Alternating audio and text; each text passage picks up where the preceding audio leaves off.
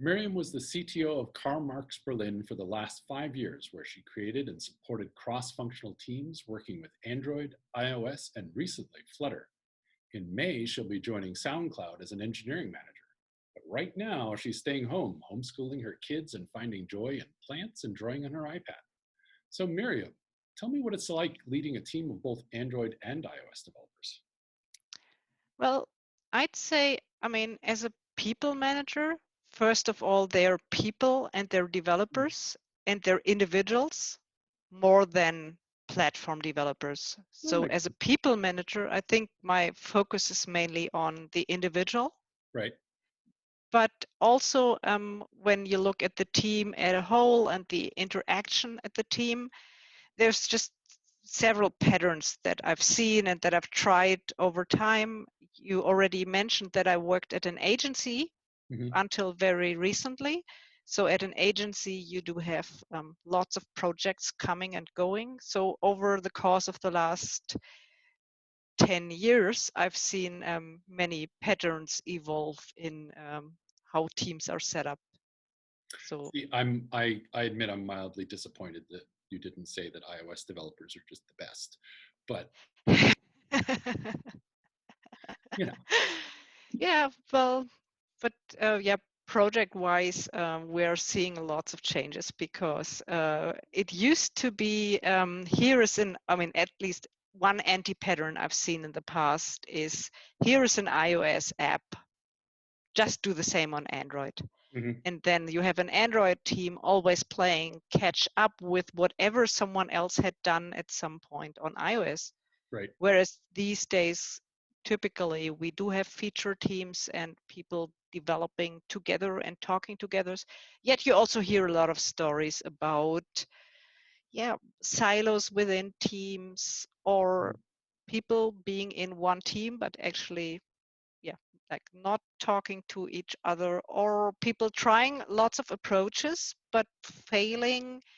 Then there's also the holy grail of feature parity Yeah. that is sometimes important, sometimes not so important, sometimes creates extra friction. Yeah, so that's something I want to talk about. So I'm Mhm, currently sorting my experience myself and also interviewing other people mhm. about how they're doing. I will also learn, of course, at my new job, how the team is doing there. And this is what I want to sort for everybody. Yeah, Yeah. how we doing as an industry Well, and what are different patterns? that's a natural segue into what you're going to talk about at UIKonf. Right. So that was, yeah, that's how I approach conference talks, just like Mhm. what is there that I actually want to reflect about? So what is something I've learned over the years and need a bit more clarity on myself? So this is what I'm going to tell you about. So I think then people will see for themselves where they are, where their own team is, whether there is something they can leverage from, learn from other teams, or whether they are just happy where they are. So Mhm. it's a bit of a sneak peek into different teams' practices. That's what I hope Yeah, I will get to share within 30 minutes. excellent. Um, is there anything specifically that you want your audience to take away from this talk? I, to be honest, no, I don't think there's the one message. Or if there was, I wouldn't give it away now because every team is different, and I just Sure. cannot tell you what to do because otherwise I would probably write a book, make a movie, whatever, Yeah. run my own company and just own Well, it. that's a But really I good don't think it's one thing. I think it's lots of small things, and every team needs to see for themselves what point. works for them and what might be worth trying. Yeah, I mean, I think that's a very good point, which is that because every team is different, you really can't say, I mean, well, you could, but especially, if you were a consultant, it'd be really easy to say, this is what you should do, right? Um, but if you want to be honest, then it's very hard to say, this is what you should do. You can say, here's what I've seen works for others. Here's what I've seen works for a team in this situation.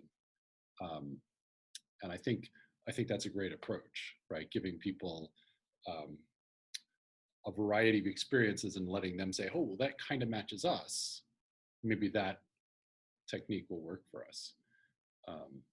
So are you looking forward to your switch to SoundCloud? Well, I'm definitely curious, of course, also to learn about something new and yeah, learn about a bigger company and jump into a new team and yeah, see everything that's going on there and support new people. I guess from everything that I've learned also during interviewing myself, I've learned, of course, every team and every company is different, but also you do see similar patterns every here and there. And I think there's lots of stuff that people can relate from. So that's something I learned from interviewing. But also I think that is something why people go to conferences and listen to other people, because actually you can relate to lots of things. Mm-hmm. Have you been taking the time on your break between jobs and during the quarantine to pick up anything new? Yes, lots of things, not the ones I've planned on. I thought about doing lots of sports and trying exotic things. In the end, the new thing for me was homeschooling my kids. So that was definitely new and challenging. Mm-hmm. And also, luckily, I got myself a new iPad and I'm drawing a lot. And I really love that. Yeah. Were you much of a, did you draw much before this, or is this a new thing? I'm doing sketch notes also at conferences. So nice. This is something that I am doing, but I'm not the artisty type. Mm-hmm. It's more something that I like because I like listening to conferences and I like sorting through technical ideas. Mm-hmm. And that's one way to do that. And I actually always said I cannot draw. I got a bit better over time, but yeah, it's a hobby. I'm not a professional. Well, But also now I've done some. I've been drawing flowers. oh, nice. I mean, you don't have to be a professional to enjoy something. Yes, really, definitely not. Excellent. Well, thank you so much, Miriam. It's been a pleasure chatting with you. I'm looking forward to your talk because, you know, we can always learn something new. We have a mixed team where I work as well. Our Android team is pretty successful. And even though I tease them about being Android, you know, because that's required. So I'm sure I'll learn something interesting and exciting. So I'm looking forward to tuning in. Yeah, I hope you do. Thanks again. Thank you.